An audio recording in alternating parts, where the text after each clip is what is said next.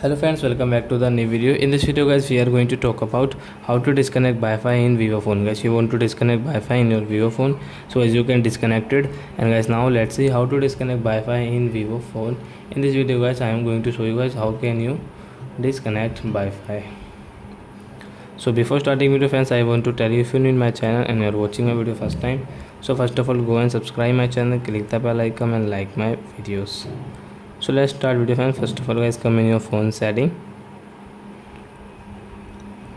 and guys you can see network and internet setting, Wi-Fi. Guys click here. So which Wi-Fi guys you want to disconnect, guys you can disconnect. So guys I have guys this Mukesh 5G Wi-Fi. So guys you can see guys the right side guys setting option. So I click and guys you can see disconnect option. So guys disconnect from Mukesh 5G.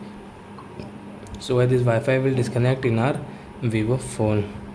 So I hope friends you have understood how to disconnect Wi-Fi in Vivo phone. So that's it guys, thanks for watching my video. Now we will meet on next video with new topic.